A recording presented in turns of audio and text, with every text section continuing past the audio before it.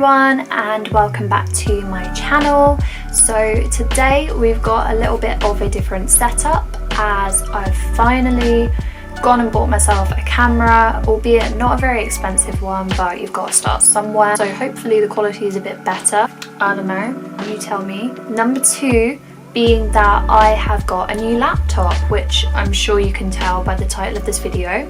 Today I'm going to be showing you guys what's on my laptop. I really can't function without my laptop.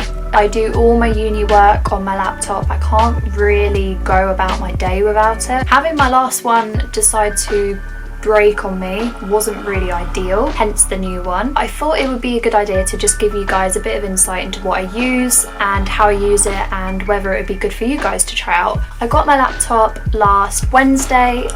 It's now about a week later. Completely blown away by it. It's a MacBook Air. It's one of the newer ones. You know what, I'm actually just going to get it up because I don't want to get the wrong model and be telling you guys wrong. So bear with me. About this MacBook Air M1 2020 model. It's got 8GB of memory and it's got the new Apple One M1 chip. I'm going to be honest, I don't really know what that means. I've heard it's really good. The visuals, oh my god. I might actually just get it up on my email so that I can give you the proper model, because I am aware that I probably am talking a load of waffle.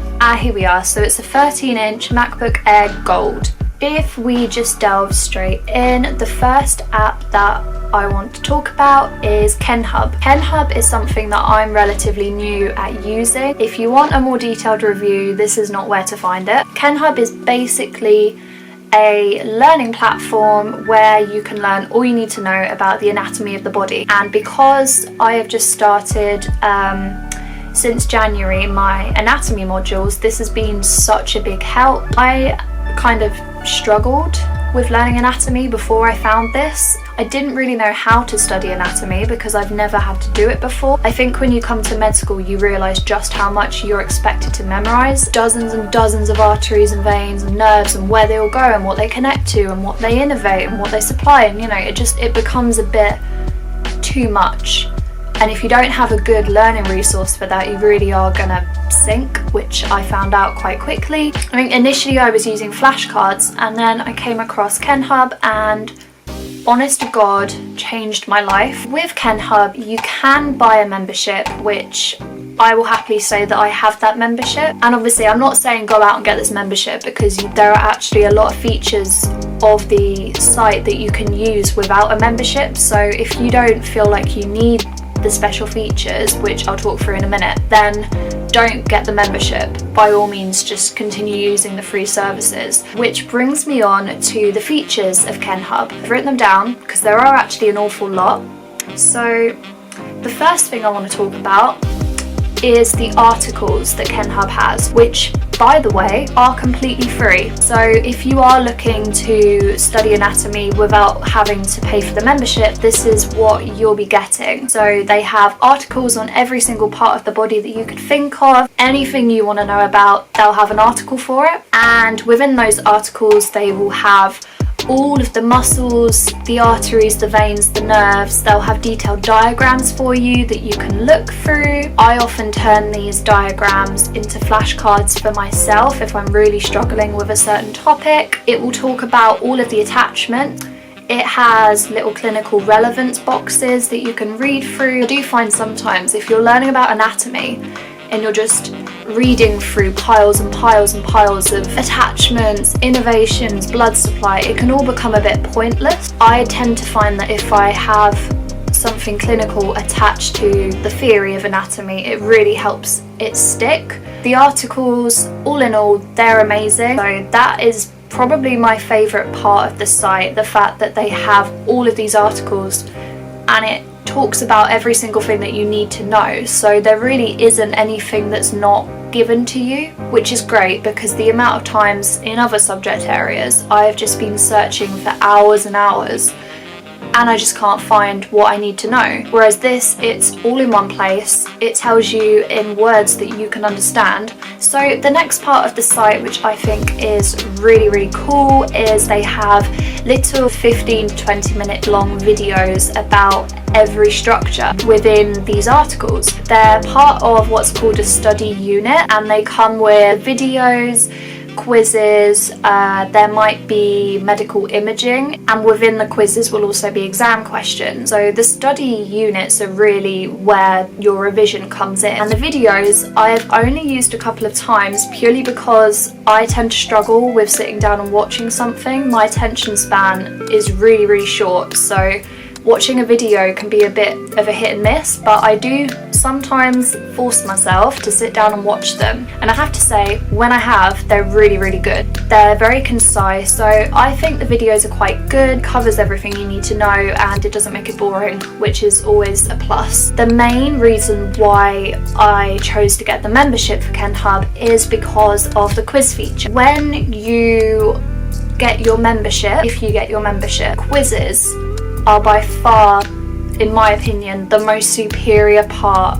of the website. In these quizzes, you will get a number of options come up for whatever subject you're trying to study. Say at the moment I'm learning about the triangles of the neck. I would click on that and I would click quizzes, and it would come up with a list of different types of questions that they can ask you. So say you decide to do a quiz, you would click on start quiz, and then you get the option of basic identification. You might get asked which of these is the posterior triangle. You click on it, you get it right, you move on. You then got advanced identification. This is where it will give you an image and it will ask you to type in the answer. It's a bit more active, it's a bit more engaging, it's sort of getting you to be a bit more awake, which is always a good thing. Then you've got exam questions. Now these are going to be your long paragraphs. This is going to be a bit more than the theory. This is maybe going to be, okay, so you have the theory, but now we want you to use this theory to answer a question that you've never heard of before. And then you will also get the option to do an intelligent mix. This is basically a mixture of all of the above. When I'm coming up to an exam, I will just hit intelligent mix and do all of those questions.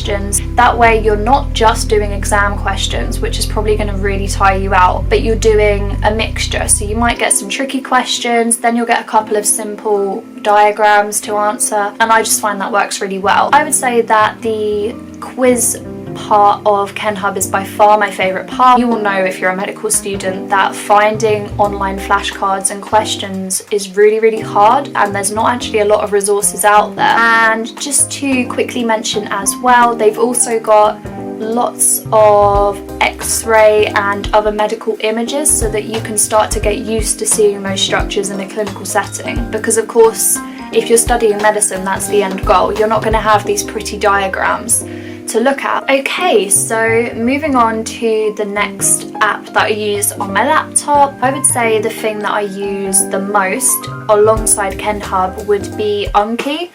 I honestly don't know if I'm pronouncing that correctly. If you don't know what Anki is, it's basically a flashcard making app. You can download it to your computer for free. I think for some weird reason, if you try and get it off the App Store, it's not for free, but I use it on my laptop, so it doesn't really matter. What you do is you can just create flashcards, kind of like Quizlet, if you've heard of Quizlet. The difference, as far as I'm aware, is that with Anki, you make your flashcards, you can put them into decks and everything, of course. I have all of mine under medicine too, and then I subdivide them into the weeks, and then I divide them further into the lectures. And then you create your card, you do your card, and then after that, if you check in every morning of the week, it will tell you what cards are due to be reviewed. It uses the spaced repetition idea, being that every few days and then every week or so you need to go over those cards to make sure that the information is going into your long-term memory. I have found this so useful because if I don't have a prompt about when to review something, I will just never review it. So having Anki just tell me, okay, you need to go and review cells and tissues now, or you need to go and do some anatomy, really helps me. It also puts a bit of pressure on myself, because if you see you have 100 cards that you need to do, you're kind of like, okay,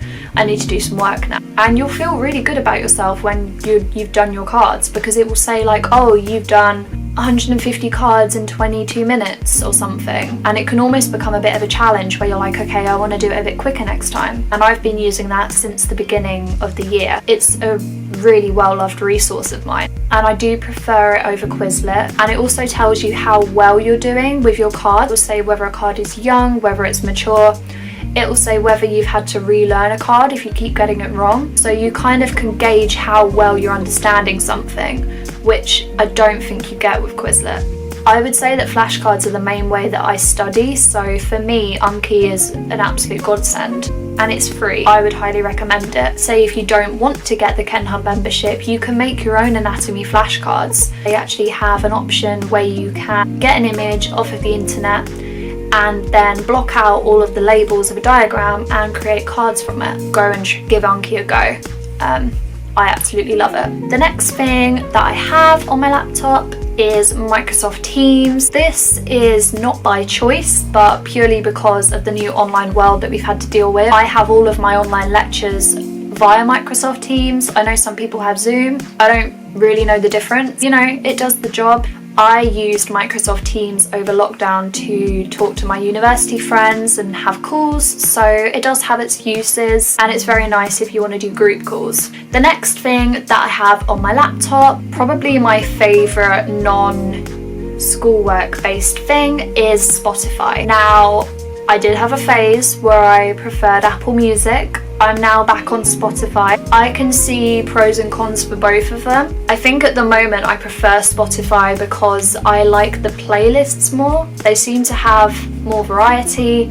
I mean, you can pick a playlist based on your mood. Life could not get better. I use it a lot when I'm studying and I'm not watching a lecture, so if I'm just making notes or doing flashcards or something, I'll just have it on in the background. My favourite part is probably to go to the focus playlists and just pick one out. I'm a huge fan of jazz when I'm studying. I do find, unless I'm doing some like passive studying, like if I'm writing up notes, I don't like having any vocals in the background. It has to be just instrumental, otherwise I get so distracted, it's unbelievable. I love the accessibility of it. I do have a premium membership purely because I cannot stand when you're halfway through your playlist and all of a sudden listen to the rest of this advert, and then you'll have 3 songs without adverts, and it's like, listen here, how about I listen to the rest of this advert and then you just don't give me any more? We just decide to stop using adverts. Not once have I ever clicked on a Spotify ad. I've never done it, and I'm never going to do it.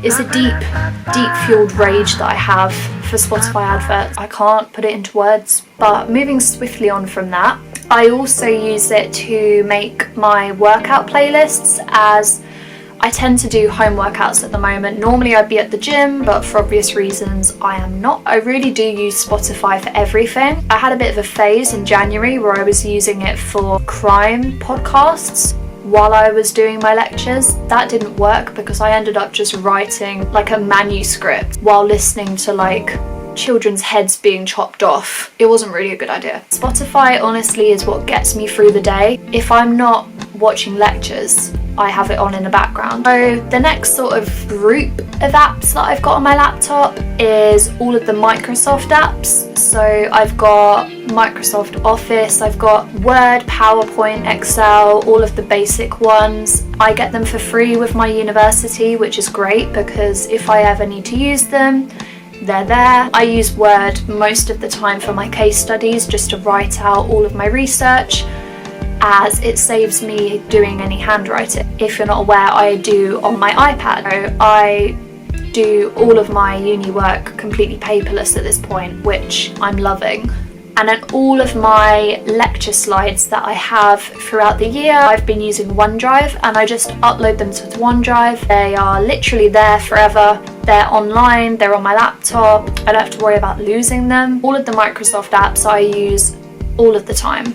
I think it's just one of those basic things that you need to have as a student. You need to have PowerPoint, you need to have Word. I would argue OneDrive as well. The amount of times where I haven't backed up my work in the past and then it's disappeared and I've just never seen it again. So OneDrive has been a big game changer for me. It's so easy. It means I can access my files even if I'm not on my laptop. So I might be on someone else's laptop, I might be at the library, when the libraries are open that is, and I can just go on there, sign into my OneDrive, and all of my school files are there. So it really is amazing.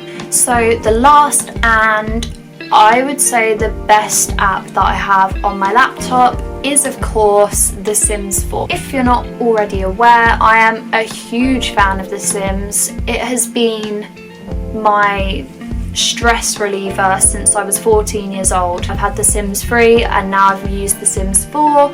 I did originally say that my new laptop would purely be for work, but let's be real, with the visuals that I have right now, I really couldn't resist. So The Sims 4 has become a part of my new laptop.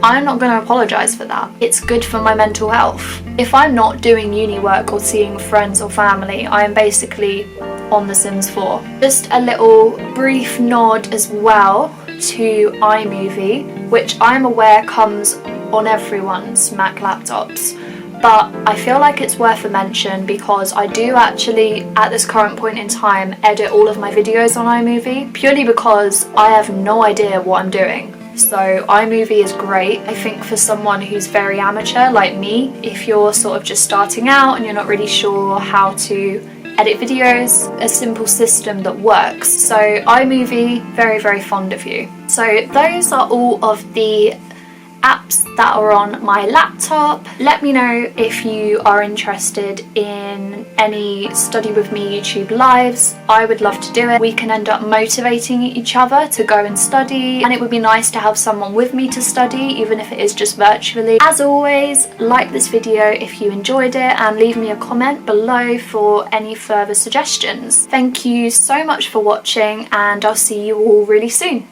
Bye!